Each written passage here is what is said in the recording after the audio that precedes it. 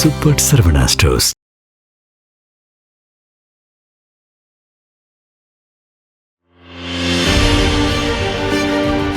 Black and white நேயர்களுக்கு வணக்கம். அரசியல் சூத்திரம் நிகழ்ச்சியில் மூத்த பத்திரிகையாளர் பிரியன் நம்முடன் இணைகிறார். வணக்கம் சார். வணக்கம் சார். தேர்தலுக்கு முந்தைய விறுவிறுப்பும் பரபரப்பும் தமிழ்நாட்டில் அரசியல் கட்சிகிட்ட இருந்தது. ஆனால் இப்போ தேர்தல் தேதியை அறிவித்தாச்சு. ஆனால் அறிவித்த பிறகும் கூட இன்னமும் கூட்டணி ஒரு முழுமை பெறாமல் இருக்குது. திமுக, அதிமுக எல்லாமே. திமுக கூட்டணிக்குள்ளே தொகுதி உடன்படிக்கைன்றது இன்னும் இழுபறியில் இருக்குது. கம்யூனிஸ்ட் ஒரு பக்கம் அவசர ஆலோசனை கூட்டம் நடத்திட்டு இருக்கிறாங்க. திருமாவளவன் பேச்சுவார்த்தை இன்னும் 2வது கட்டம் போகலை. காங்கிரஸுக்கு சீட்டை அதிகப்படுத்தியது, தேமுதிகவுக்கு சீட்டு அதிகம் அப்படின்ற சொல்கிற தகவல், இதெல்லாம் சண்முகமே செய்தியாளர் பேட்டியில் சொன்னார். பெரிய ஒரு சிக்கலில் தான் இருக்குதா? சிக்கலில் தான் இருக்குது. அது எந்த விதமான சந்தேகமும் இல்லை. திமுக கூட்டணிக்குள்ளே அது இடப்பங்கீடுன்றது சிக்கலில் தான் இருக்குது. ஏன்னா தேமுதிகவுக்கு எவ்வளோ இடம் கொடுக்க போகிறாங்கன்றது தான். தேமுதிகவுக்கு டபுள் டிஜிட்லாம் கிடையாது, சிங்கிள் டிஜிட் தான். ஆனால் அந்த சிங்கிள் டிஜிட் எவ்வளோ, அது 8ஆ 6ஆன்னு தெரியல. அவங்களுக்கு 8 கொடுத்தா எங்களுக்கும் 8 கொடுக்கணுன்றது தான் சிபிஎம் விடுதலை சிறுத்தைகளோட பாயிண்ட். திமுக என்ன சொல்கிறாங்க, தேமுதிகவுக்கு ஒரு பரவலான செல்வாக்கு இருக்குது. ஒரு 1000-2000 ஓட்டு எல்லா கான்ஸ்டியூன்சியில் இருக்குது. ஒரு 100 கான்ஸ்டியூன்சியில் அவங்களுக்கு நம்ம ஹெல்ப்ஃபுல்லாக இருப்பாங்க. அதனால தான் அவங்கள சேர்த்துருக்கோம். காங்கிரஸ் ஒரு கட்டத்தில் வரா மாதிரி இல்லை, அது இல்லைன்னா என்ன பண்ணுறதுன்னு ஒரு சப்ஸ்டியூட்டாக சேர்த்தோம். அந்த சமயத்தில் என்ன தான் அவங்களுக்கு ராஜ்யசபாலாம் கொடுத்து சேர்த்தோம். நம்ம அதிகபட்சமாக ஒரு 8 சீட் கொடுக்குற மாதிரி ஐடியாவில் இருப்பாங்க. ஆனால் 10ன்ற ஒரு வதந்தியை தேமுதிகவில் தான் கிளப்பிவிட்ருக்காங்க. 10 கொடுக்குற மாதிரி ஐடியாவில் இல்லை, சிங்கிள் டிஜிட்லாம் கொடுக்க போகிறாங்க. இல்லை, அது ஒத்துக்குவாங்களா அவங்க? ஏன்னா அந்த மாதிரி டபுள் டிஜிட் அப்படின்னு பிரேமலா தான் வலியுறுத்திட்டே சொல்லியிருப்பாங்க. ராஜ்யசபா யார் சார் கொடுப்பாங்க? 21 வருஷத்துக்கு அப்புறம் ராஜ்யசபா கொடுத்துருக்காங்க. இந்த அம்மாவை நம்பி எப்படி திமுக கொடுத்ததுன்னு எனக்கு ஆச்சரியம். நாளைக்கு இந்த அம்மா பிஜேபி சைடு போனால் அங்கே மந்திரி கொடுக்குறாங்க, சுதீஷ்கனா போயிடுவாங்களே பிஜேபிக்கு, போக மாட்டாங்களா? அப்படி ஒரு ஆப்ஷன் எடுப்பாங்களா? எடுப்பாங்க சார். பிரேமலதாவெல்லாம் நீங்கள் அவ்வளோ உறுதியாக இருப்பாங்க. அவங்களுக்கு பிஜேபி எதிர்ப்பு முக்கியமான கொள்கையா? இந்த கூட்டணியில் இருக்கிற கட்சிகளுக்கெல்லாம் பிஜேபி எதிர்ப்பு, ஆன்டி மோடின்றது முக்கியமான கொள்கை. அதில் தான் கட்டமைக்கப்பட்டிருக்கு. உங்களுக்கு அந்த கொள்கை இருக்கா தேமுதிகவுக்கு? ஆன்டி பிஜேபி, ஆன்டி மோடி ஸ்ட்ராங்காக பண்ணுவாங்களா? கமல் கூட பண்ணுவார், இவங்க பண்ணுவாங்களா? இந்த தேர்தலில் பிரச்சாரத்தில் நீங்கள் பிஜேபி எதிர்த்து தானே? ஆமாம், அதை பண்ண மாட்டாங்க. திமுக பண்ண சாதனைகள் அது இதுன்னு அப்படி தான். நீங்கள் வேணால் பாருங்கள், இந்த அம்மாவுடைய பிரச்சாரம் பிஜேபி எதிர்த்து இருக்கவே இருக்காது. இல்லை, அப்படி தெரிந்தும் மாநிலங்களவையை விட்டு கொடுத்து கூட்டணி. ஆமாம், வேற வழி இல்லை. கூட்டணி சேர்க்க வேண்டிய கட்டம். ஸ்டாலின் இந்த வாட்டி ரொம்ப எதையுமே விட்டு கொடுக்க ரெடியாக இல்லை சார். அவருக்கு எல்லாமே எல்லோரையும் அரவணைத்து கொண்டு போகணுன்றதுல ரொம்ப தெளிவாக இருக்கார் அவர். அந்த அரவணைத்து கொண்டு போகணுன்றதுல ஒவ்வொரு ஓட்டும் ஒரு முக்கியம் நினைக்கிறார். அதனால் இவங்களுக்கு சேர்த்துட்டு இருக்கார். இவங்களுக்கு அந்த பாஜக எதிர்ப்பு கொள்கையே கிடையாது. இவங்களுக்கு எல்லோரும் எங்களுக்கு தோழமை தான் சொல்லி திருப்பி சொல்லிட்டு இருக்காங்க. என்னன்னா எந்த சமயத்தினாலும் யாரு கூட சேர்ந்துக்கலாம்ல. அதனால் பிரேமலதாவோட பாயிண்ட் என்னன்னா அவங்களை சேர்த்தது நான் தப்புன்னு சொல்லலை. பரவலாக பல தொகுதிகளில் அவங்களுக்கு ஒரு செல்வாக்கு இருக்குது, மொழி சிறுபான்மையற்ற ஓட்டு இருக்குது, எல்லாமே கரெக்டு. அது ஒரு வெற்றியை நோக்கி போகும்போது உதவுன்றது கரெக்ட். ஆனால் கொள்கை ரீதியில் அது ஒன்றுபட்டிருக்காரா? இல்லை. அப்போ நாளைக்கு அவங்க வேறு மாதிரி ஒரு முடிவு எடுப்பாங்களான்னா, ஒரு 2 வருஷம் கழிச்சு பாஜகவில் 29 தேர்தலுக்கு முன்னாடி சுதீஷ்க்கு ஒரு மந்திரி பதவியை கொடுக்குறான்னு வச்சுக்கோங்களேன். அப்போ அவர் சுதீஷ் அங்கே போகமாட்டார்னு என்ன நிச்சயம் எழுதி கொடுக்க முடியுமா? அப்போ திமுகவுடைய நடவடிக்கை பிடிக்கல, திமுக அப்போ ஃபார்ச்சுனேட்லி ஆட்சிக்கு வரல வச்சுக்கோங்க. அப்போ அவங்க கேட்குற லெவலில் கூட இருக்க மாட்டாங்க. அப்போ என்ன பண்ணுவாங்க இவங்க அப்படி பண்ண மாட்டாங்க. சிபிஎம்மோ விடுதலை சிறுத்தைகளோ அந்த மாதிரி பண்ணுவாங்களா? கனவுல கூட அவங்க பாஜக இருக்கிற ஏரியா சைடே போக மாட்டாங்க.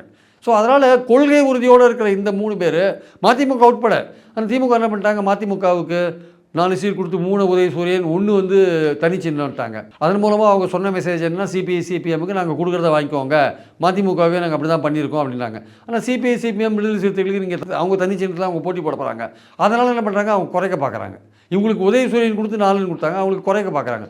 அது அவங்க என்ன சொல்கிறாங்க, நாங்கள் உங்க கூட 3 எலெக்ஷனாக இருக்கோம். நாங்கள் இப்போ இப்படி புரிஞ்சுக்கலாமா? அதாவது கூட்டணி கட்சிகள் இப்போ சிபிஎம், சிபிஐ, திருமாவளவன் 6 சீட்டே வச்சுக்கோங்க. கடந்த முறை கொடுத்த 6 கொடுக்குறதா கூட திமுக சொல்லிச்சுன்னா, இப்போ அதுவே பார்த்தாக்கா தேமுதிகவை கம்பேர் பண்ணும்போது கம்மியாக தானே. ஒருவேளை தேமுதிகவுக்கும் 6 என்று சொன்னால், ஏன்னா இப்போ ஒரு ராஜ்யசபான்றது ஒரு 6 எம்எல்ஏக்கள் தேர்ந்தெடுக்கக்கூடியது, கிட்டத்தட்ட 12 சீட்டு. அப்போ இவங்க 7-8 கேட்பாங்கல்ல, அது எப்படி? ஒரே வழிதாங்க இருக்குது. சிபிஐ, சிபிஎம், விடுதலை சிறுத்தைகள், தேமுதிக எல்லாருக்கும் 6 இல்லை, எல்லாருக்கும் 8. இதை தவிர வேறு வழி கிடையாது இந்த சமாதானம் பண்ணுறதுக்கு. இதை ஒன்று எல்லோரும் கேட்டாலும் இதில் என்னென்னா, சிபிஐ சிபிஎம்முக்கு போனோட்டி 6 கொடுத்து 4 தோத்துட்டாங்க சார். 2 தான் வின் பண்ணாங்க. வேறு விடுதலை சிறுத்தைகளுக்கு 6 கொடுத்து 4 ஜெயித்தாங்க. பொது தொகுதி உட்பட 4 ஜெயித்தாங்க. அது சிபிஐ சிபிஎம் புரிஞ்சுக்கணும். அவங்க திமுக என்ன பண்ணுறாங்க, 234 தொகுதியோட விஷயங்கள்லாம் கரெக்டாக வச்சுட்டு தான் பேசுகிறாங்க இவங்க கூடலாம். யாருக்கு எங்கே செல்வாக்கு இருக்குது, யார் எங்கே தோற்றாங்க, சிபிஎம் ஒரு தொகுதியில் எத்தனை வின் பண்ணியிருக்கு, அதுக்கான வாய்ப்புகள் என்ன அப்படிலாம் அதை வச்சு தான் அவங்க பேசுகிறாங்க. இப்போ இவங்க வந்து நாங்கள் சட்டசபையில் அதிகமாக குரல் கொடுக்கணும், மக்கள் பிரச்சனை எடுத்து வைக்கணும், நிறைய பிரதிநிதிகள் வேணும்னா இருக்கிற பிரதிநிதிகளை வச்சே பேசினாலும் ஒன்றும் பிரச்சனை கிடையாது. பட் அவங்க அதிகமான எண்ணிக்கையில் கேட்குறது அவங்க உரிமை. ஆனால் அதே சமயம் கூடயே வந்து ஒரு உறுதுணையாக வந்துட்டு இருக்காங்க. 3 எலெக்ஷனாக அவங்கள கன்சிடர் பண்ண வேண்டியது திமுகவுடைய கடமையாக இருக்குது. திமுக என்ன சொல்கிறாங்க, நாங்கள் 4 கொடுத்தா கூட நீங்கள் 3ல் வின் பண்ணுற மாதிரி இந்த வாட்டி நம்ம கூட்டணியை செட் பண்ணியிருக்கோம், நம்ம பலமாக இருக்கோம், தைரியமாக நீங்கள் வாங்க 4 வாங்கிக்கோங்க 3ல் வின் பண்ணுங்கன்றாங்க. இல்லை எங்களுக்கு நாங்கள் ஏற்கனவே கொடுத்ததையாவது கொடுங்க. இந்த விஷயம்லாம் எதுக்கு போகிறதுன்னா, போன வாட்டி கொடுத்ததையா திருப்பி வாங்கணும்ல. திமுக ஒரு டாக்டிக்ஸா அதை கடைபிடிக்குது. அதாவது இப்ப கடந்த முறை கொடுக்கறத வாங்கிக்கங்கன்னு சொன்னா இன்னும் 1-2 அதிகம் வேணும் தான் பேசுவாங்க. அப்ப அந்த இடத்துக்கு கடந்த முறை கொடுத்ததாக கொடுங்க அப்படின்ற அந்த இடத்துக்கு நிக்கணும். அந்த இடத்துக்கு நிக்க வைக்கிறாங்க. ஆக்சுவலா அந்த இடத்துல நிக்க வைக்கிறாங்க. அந்த இடத்துல நிக்க வச்சா அவங்க அதுக்கு என்ன சொல்லுவாங்கன்னா, போன வாட்டி நீங்க 6 கொடுத்து 2ல் தான் வின் பண்ணீங்க, இந்த வாட்டி 6 கொடுத்துருக்கோம் பாருங்க, 4ல் நீங்க கண்டிப்பா வின் பண்ண போறீங்க, உங்களுக்கு ஏற்ற தொகுதி நாங்கள் கொடுக்குறோம்னு சொல்லிட்டு அப்படியே கன்வின்ஸ் பண்ணுவாங்க. விடுதலை சிறுத்தைகளுக்கு அப்படி தான் பண்ணுவாங்க. ஒன்று உங்களுக்கெல்லாம் 6 கொடுத்து எல்லாரையும் தேமுதிக உட்பட எல்லாருக்கும் 6 கொடுக்குறோங்க, இல்லை தேமுதிக கேட்டுன்னா இவங்களுக்கெல்லாம் குறைஞ்சபட்சம் 6லேருந்து 1ஆவது ஏற்றணும், 7ஆவது ஏற்றணும், 8 கொடுக்குறவங்களே 1ஆவது ஏற்றி ஆகணும். அது ஸ்டாலினுக்கு வந்து ரொம்ப கஷ்டமான காரியம்தான். தேமுதிக என்ற கட்சி வந்து கொள்கை ரீதியாக இந்த கூட்டணியில் ஒன்றுபடலை. ஆன்டி மோடி ஆன்டி பிஜேபி அந்த பாயிண்டில் அது ஒன்றுபடலை. அது திமுக இங்கே வந்து அதற்கான வாய்ப்புகள் இங்கே அதிகமாக கொடுத்ததுனால, ராஜ்யசபா போன்றவை கொடுத்ததுனால அதுக்கு அட்வான்டேஜாக இருக்கிறனால இங்கே வந்து சேர்ந்துருக்காங்களே தவிர, பிஜேபிக்கு எதிர்த்த ஒரு கூட்டணி நம்ம அங்கே போய் சேர்ந்து பிஜேபியை முறியடிக்கணும்னு அவங்க சேரல. அப்போது இதை வந்து நீங்கள் தேர்தல் கூட்டணியாக கணக்கு பண்ணி தான் நீங்கள் தேமுதிகவை டீல் பண்ணணும். அப்போ நீங்கள் ஒரு ராஜ்யசபா கொடுத்துட்டீங்க, அதுக்கு அடுத்தது ஒரு 6 தொகுதி கொடுத்தா அதுதான் பெட்டர். நீங்கள் அதிகமாக கொடுத்தீங்கன்னா இந்த கட்சிகள்லாம் கொஞ்சம் முரண்டு பிடிக்க தான் செய்வாங்க. அது இயல்பும் கூட, நியாயமானதும் கூட. அதனால் கூடயே உறுதியாக பயணம் பண்ணி கொண்டிருக்கிற சிபிஎம் விடுதலை சிறுத்தைகளுக்கு ஸ்டாலின் வந்து அதே ஸ்கேலை அப்ளை பண்ணக்கூடாது. நாங்கள் தேமுதிக சேர்த்துருக்கோம், கொஞ்சம் குறைச்சிக்கோங்க, அதெல்லாம் சொல்லக்கூடாது. அவங்களுக்கு உரிய போன வாட்டி கொடுத்ததை கொடுக்கணும் அட்லீஸ்ட்ன்றது தான் என்னுடைய கருத்து. ஆக்சுவலாக இந்த மாதிரி எல்லாற்றையும் அரவணைத்து செல்ல வேண்டும், எதையும் விட்டுவிடக்கூடாது அப்படின்ற ஒரு எலெக்ஷன் ஒரு ஸ்ட்ராட்டஜியாக ஸ்டாலின் எடுத்திருக்கிறாரு அப்படின்னு சொன்னால் அது வெற்றியை நோக்கி அப்படின்னு எடுத்துக்கிட்டாலும், இப்போ நீங்கள் சொல்கிற மாதிரி பாஜக எதிர்ப்பு அப்படின்ற கொள்கையில் இருக்கக்கூடிய இவங்களும் பாஜக எதிர்ப்பு பற்றி அந்த கொள்கையில் இல்லாத தேமுதிக, அது மாதிரி பார்த்தீங்கன்னா ஓபிஎஸ். இப்போ ஓபிஎஸ் பேசும்போது கூட எங்கே திமுக சேர்ந்தாரு, இல்லை இது வரைக்குமே அவர் பாஜக எதிர்ப்பு. அப்போ அந்த காலத்தில் திமுகவில் காலங்காலமாக ஒர்க் பண்ணவங்க இன்னைக்கு ஓபிஎஸ்க்கு போய் சீட்டு கொடுத்து ஒர்க் பண்ணுற மாதிரியான ஒரு சூழல் இருந்தால் அது கட்சிக்குள்ளேயும் ஒரு பெரிய அது வந்து ஒரு சங்கடமான விஷயம். சங்கடம் இருக்கும்ல, என்ன நம்ம கொள்கை ரீதியாக ஒர்க் பண்ணோம், நமக்கு ஒன்றும் இல்லை அப்படின்ற ஒரு. ஓபிஎஸ் வந்து இன்னைக்கு திமுக மேடையில் வந்து அவர் பேசினார்னா, தமிழ்நாட்டுக்கு பாஜக எந்தெந்த விதத்தில் துரோகம் பண்ணியிருக்குன்னு திமுக ஒரு பெரிய பட்டியல் எடுக்கிறாங்கல்ல, அந்த விஷயத்தை அவர் பேசணும். அந்த விஷயத்தை பேசாமல் எடப்பாடியை பற்றி மட்டும் பேசி அதிமுக அவர் கவலைகளும் பண்ணுறாரு. உங்கள் அஜெண்டாவை நீங்கள் பேசக்கூடாது. திமுக அஜெண்டா என்ன? திமுக எதை வச்சு எலெக்ஷன் சந்திக்குது? தமிழ்நாடு வர்சஸ் டெல்லி தானே சந்திக்குது. ஓபிஎஸ் அங்கே சேர்ந்துட்டார். நீங்கள் தனி ஒரு கூட்டணியாக இருந்தால் கூட முதல் கூட்டத்தில் பேசலாம், 2வது கூட்டத்தில் எடப்பாடி. நீங்கள் எலெக்ஷன் சமயத்தில் பாஜகவை வந்து எந்தெந்த விதத்தில் தமிழ்நாட்டுக்கு துரோகம் பண்ணியிருக்குன்னு ஓபிஎஸ் பேசி ஆகணும் கண்டிப்பாக. இல்லாட்டி அவர் திமுகவில் சேர்ந்தது அர்த்தமே கிடையாது, பிரச்சாரம் பண்ணுறதுல அர்த்தமே கிடையாது. ஏன்னா திமுக அணிக்கு கிடைக்கிற பெரும்பாலான ஓட்டு பாஜக எதிர்ப்பு ஓட்டுகள் தான் கிடைக்குது. அப்போ அதை கன்சால்டேட் பண்ண வேண்டியது உங்கள் வேலை. அது கன்சால்டேட் பண்ணி திமுக வின் பண்ணாலே எடப்பாடி தோற்றுருவார். நீங்கள் தனியாக எடப்பாடியை பற்றி பேச வேண்டிய அவசியம் இல்லை. அவர் வந்து கட்சி அழிச்சிட்டாரு அது இது, நீங்கள் எடப்பாடியை பற்றி பேச வேண்டிய அவசியமே இல்லை. திமுக அணி வெற்றி பெறுதுன்னா அவங்களுடைய அஜெண்டாவில் நீங்கள் பேசணும். அவங்க அஜெண்டாவில் பேசி திமுக வின் பண்ணிங்கன்னா ஆட்டோமேட்டிக்காக எடப்பாடி தோற்றுற போகிறாரு.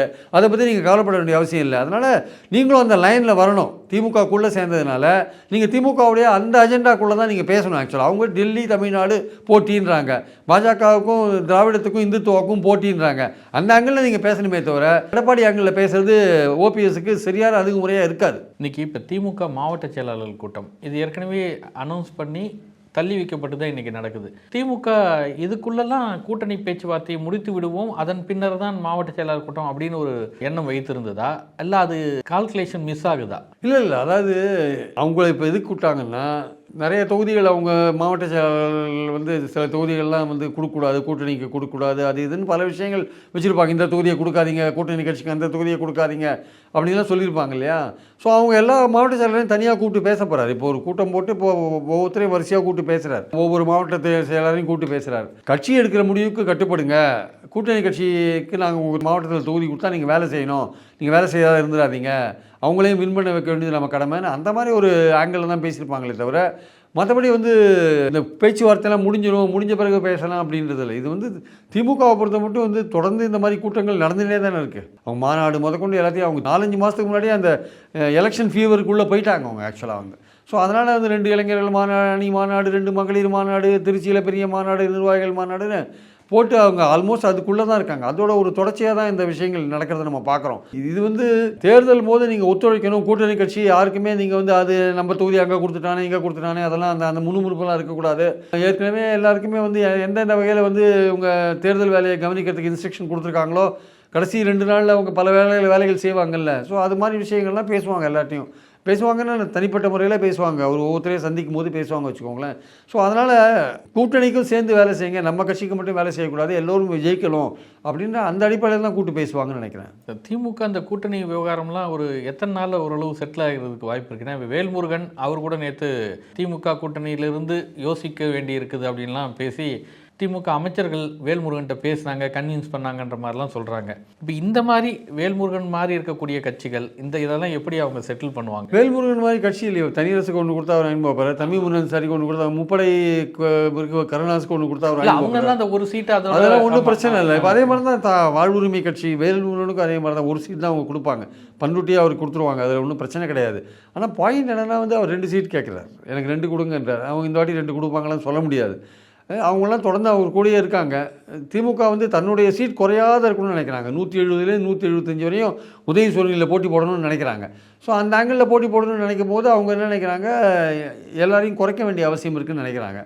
கூடுதலாக சில பேருக்கு அகாமடேட் பண்ண வேண்டிய அவசியம் இருக்குது. சிங்கிள் சீட் அப்படி கொடுக்கக்கூடிய ஆட்கள் இப்போ எல்லாமே உதயசூரியன் தான். உதயசூரியன் அப்போ வேல்முருகன் மாதிரி ஆட்கள் அந்த மாதிரியான அதுக்குள்ளே தான் வருவாங்க. அது 170லேருந்து 175க்குள்ளே வருவாங்க. அது ஆக்சுவலாக திமுக அப்படின்னு பார்த்தீங்கன்னா அதில் ஒரு 165 168 அப்படி தான் இருக்கும். மற்றதெல்லாம் பார்த்தீங்கன்னா இவங்க வேல்முருகன் மாதிரியோ தமிழ் அன்சாரி மாதிரியோ எல்லாம் உதயசூரியனில் போட்டி போட்டவங்க நிறைய பேர் இருப்பாங்க. ஸோ அந்த சூழலில் வந்து 170 175 உதயசூரியன் நிற்கணும்னு பார்க்குறாங்க. போன வாட்டி 188 நின்னாங்க. ஸோ அது 175 வரைக்கும் குறைச்சிக்கிறதுக்கு அவங்க ரெடியாக இருக்காங்க. 175 170க்குள்ளே போகிறதுக்கு ரெடியாக இருக்காங்க. அதில் தான் வந்து ரொம்ப கஷ்டப்படுறாங்க இப்போ திமுக மேனேஜ் பண்ணுறதுக்கு. எப்படி இப்போ 28 அதிகமாக போயிட்டாங்க, அதெல்லாம் அதிகமாக போனதுனால தேமுதிகவுக்கு எத்தனை 8 புதுசாக கொடுத்தாங்கன்னா மற்றவங்களுக்குலாம் 2 கொடுத்தாங்கன்னா ஒரு 4 2 8 8 16 சீட்டு போயிடும். அப்போ ஒரு 188 16 போச்சுன்னா கிட்டத்தட்ட பார்த்தீங்கன்னா 172 வந்துடும் கிட்டத்தட்ட. அதனால் 172 அந்த ரேஞ்சில் போகும்னு நினைக்கிறேன். அதை இன்னும் கொஞ்சம் கூடுதலாக பண்ண முடியுமான்னு ஒரு ஐடியாவில் ட்ரை பண்ணுறாங்க. அது தேமுதிகவுக்கு 6ன்னா மற்றவங்களுக்கும் 6 இருக்கும். இந்த தேமுதிக விஷயத்தை தான் தெரிஞ்சுக்கிறதுக்கு எல்லாரும் ஆசைப்படுறாங்க. யார் சிபிஎம் தான் அது ராணுவ ரகசியம் மாதிரி வச்சிருக்காங்க. அதனால தான் திமுக தேமுதிக கடைசியாக வச்சிருக்காங்க.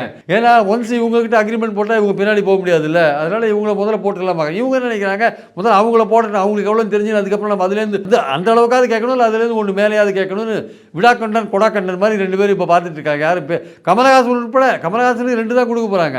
அவரே அக்ரிமெண்ட் போடாது இருக்காரு. இன்னும் அவரே இதுவரை அக்ரிமெண்ட் போட்ட மாதிரி எனக்கு தெரியல. அவருக்கு என்ன சொல்கிறாங்க, நீ உதயசூரியன் சொல்கிறாங்க, அவர் டார்ச் லைட்டுன்றாரு. அப்போ ஒன்று டார்ச் லைட் ஒன்று உதயசூரியன்றாங்க. அதை அவர் கழுத்துக்க மாட்டேங்கிறாரு. அவர் வந்து பார்த்துக்கலாம், பின்னாடி பார்த்துக்கலாம், அப்புறம் வரேன் பேசுறதுக்குன்ற மாதிரி அவருக்கு டபாய்க்கிறார். அவர் டபாய்க்கிறதுன்னு சொல்ல முடியாது, அவர் ரொம்ப சங்கடத்தில் இருக்கார். எப்படி இதை ஏற்றுக்கிறது அப்படின்ற மாதிரி ஒரு விஷயத்தில் இருக்கார். எல்லா கட்சிகளும் அப்படி தான் இருக்குது. சிபிஎம் எல்லாருக்குமே வந்து இப்போ 15 நாள் தான் இருக்குது. இப்போது மனு தாக்கல் பண்ணுறதுக்கு 30 ஆரம்பிச்சிருவாங்க. மார்ச் 30 15 நாளுக்குள்ளே நீங்கள் நம்பர்ஸை மட்டும் ஃபைனலைஸ் பண்ண வேண்டிய அவசியம் இல்லை, தொகுதியை ஃபைனலைஸ் பண்ணணும். நீங்கள் தொகுதியை ஃபைனலைஸ் பண்ணிட்டு நீங்கள் கேண்டிடேட்டை செலக்ட் பண்ணணும். ஒவ்வொரு கட்சியும் அது இன்டர்வியூ பண்ணி நீங்கள் செலக்ட் பண்ணுறது. காங்கிரஸுக்கெல்லாம் நீங்கள் ஹைகமாண்டில் போய் வரத்துக்குள்ளேயே நேரம் ஆகிடும். அவன் 5 மாநிலத்துக்கு அவன் தேர்தல் செலக்ட் பண்ண வேண்டிய அவசியம் இருக்குது. ஸோ அதனால் இவங்களுக்குலாம் ரொம்ப கஷ்டம். 15 நாள்ன்றது ரொம்ப டைட்டான ஒரு பீரியட். ஆக்சுவலாக இதை விட மோசம் பாண்டிச்சேரி. இன்னிலேருந்து மனு தாக்கல் ஆரம்பங்க. எலெக்ஷன் கமிஷன் வந்து இந்த டேட்டை அனௌன்ஸ் பண்ணியிருக்கிறது ஒரு ஃபேவர் தான் பார்க்குறது. ஏன்னா இப்போ காங்கிரஸில் ஜோதிமணிலாம் போன்றவர்கள் வந்து கேரளா புதுச்சேரி இதிலோட சேர்ந்து தான் தமிழகம் வரும், ஏன் தமிழ்நாடு வந்து 2வது தள்ளி போச்சு அப்படின்ற மாதிரி கொஸ்டின் பண்ணுறாங்கல்ல. இப்போ அப்படி இல்லாமல் ஏப்ரல் 9 அப்படின்றதே தேர்தலாக இருந்தால் இன்னும் அரசியல் கட்சியில் இவங்களுக்குலாம் கொஞ்சம் சிரமமாக இருந்திருக்குமா? இல்லை, புதுச்சேரி சின்ன மாநிலம் இல்லை, இங்கே தமிழ்நாட்டில் சொல்கிறேன். தமிழ்நாட்டுக்கு ஏப்ரல் 9 தமிழ்நாட்டில் பண்ணவே முடியாது. இல்லை, இவங்க ஜோதிமணி காங்கிரஸில் சில பேர் வந்து கேரளா புதுச்சேரி தமிழ்நாடு ஒரே தேர்தல் தேதி தான் வரும், ஏன் இந்த முறை மாறுச்சு அப்படின்றத கொஸ்டின் பண்ணுறாங்க. ஸோ அப்போ அந்த மாதிரி வச்சுருந்தா சிக்கலாக இருக்குமா இவங்களுக்குன்னு கேட்கல. அவங்க அதை சின்ன மாநிலமாக கன்சிடர் பண்ணுறாங்க. ஆசாம் 126, கேரளா 140, இது 30. ஸோ சின்ன மாநிலம் இதை மேனேஜ் பண்ணுறது ஈஸின்னு சொல்லிட்டு ஒரே நாளில் வைக்கிறாங்க. அதனால் இது வந்து 234 292 வெஸ்ட் பெங்கால். ஸோ அதனால் கொஞ்சம் அதை தள்ளி வைக்கிறாங்க. அதுவும் வெஸ்ட் பெங்கால் இந்த வாட்டி 2 ஃபேஸில் தான் வைக்கிறாங்க. 8 ஃபேஸ் வச்சு இந்த இடத்துல 2 ஃபேஸில் வைக்கிறாங்க. 23 29 2 ஃபேஸில் வைக்கிறாங்க. தேர்தல் கமிஷன் பொறுத்த மட்டும் வந்து தமிழ்நாட்டுக்கும் பாண்டிச்சேரிக்கும் ஒரே நேரத்தில் வைக்கிறது தான் 96லேருந்தே அதுதான் முறையாக இருந்திருக்கு. இந்த வாட்டி அட்வான்ஸாக வச்சுட்டாங்க. இன்னிலேருந்தே மனு தாக்கல் ஆரம்பிக்குது. ஆக்சுவலாக அங்கே இன்னும் திமுக காங்கிரஸ்குள்ளே பேச்சுவார்த்தையே முடியல, யார் தலைமை தாங்கிறதுனே ஒரு பெரிய விஷயமா இருக்குது. ஆனால் என்ஆர் காங்கிரஸுக்கும் பாஜகவுக்கும் பேச்சுவார்த்தை முடிஞ்சு போச்சு. அங்கே அதிமுகவையும் பாமகவையும் தொங்கலில் விட்டுருக்கானுங்க பாஜக. அங்கே என்ன பண்ண போகிறாங்கன்னு தெரியல. என்ஆர் காங்கிரஸ் தெளிவாக சொல்லிட்டான், நீ தான் உன்னோட பங்குலேருந்து கொடுத்தாலும் 16லேருந்து கொடுத்தாலும், அதிமுகவும் பாமகவும் சேர்த்தா இல்லை சார்லஸ் மார்ட்டினோட பையன் சார்லஸ் சேர்த்தா நீங்கள் தான் கொடுத்தாலும் நாங்கள் கொடுக்க முடியாது அப்படின்னு 14 அங்கே வாங்கிட்டு அவர் என்ஆர் காங்கிரஸ் போயிட்டார். இப்போ அதிமுக பாமகவை அங்கே தொங்கலில் விட்டாங்க எங்கள் பாண்டிச்சேரியில். அந்த பாஜக கூட்டணியில் அவங்க இருக்க போகிறாங்களா இல்லைன்னு டவுட்டாக இருக்குது. அப்படி ஒரு சூழல் இருந்ததுன்னா அதுவும் தமிழ்நாட்டில் பிரதிபலிக்கும். எலெக்ஷன் நேரத்தில் கேம்பெயினில் ஆமாம், கேம்பெயினில் பிரதிபலிக்கும். அங்கே கூட்டணியில் இல்லை, இங்கே மட்டும் கூட்டணியில் இருக்காங்க அப்படின்ற ஒரு விஷயம் இருக்குல்ல, அது அங்கே வந்து ஒரு மனக்கசப்பை ஏற்படுத்துகிற ஒரு விஷயமா மாறும் அது ஆக்சுவலாக வந்து. ஸோ அதனால் தேர்தல் தேதி அனௌன்ஸ் பண்ணது ஒன்றும் பெரிய இது இல்லை. ஆனால் தமிழ்நாட்டுக்கும் பாண்டிச்சேரிக்கும் ஒரே நாளில் இருந்தது, இந்த வாட்டி மாறி இருக்குன்றது தான் முக்கியமான பாயிண்ட். தமிழ்நாட்டுக்கு ஒரு சஃபிஷியன்ட் டைம் கொடுத்துருக்காங்கன்னு தான் என்னோட கருத்து. இந்த 15 நாள்ன்றது நல்ல விஷயம் கட்சிகளுக்கு கிடச்சிருக்கிறது. அப்புறம் ஏப்ரல் 9 தான் மனு வாபஸ் பெறத்துக்கு கடைசி நாள். அதுக்கப்புறம் கரெக்டாக 14 நாள் இருக்குது பிரச்சாரத்துக்கு. அதுக்கு மேலே என்னங்க, மனு தாக்கல் பண்ணாலே பிரச்சாரத்தை ஆரம்பிக்க வேண்டியதானே, அதனால் ஒன்றும் பிரச்சனை இல்லை. நன்றி சார். தேங்க்யூ.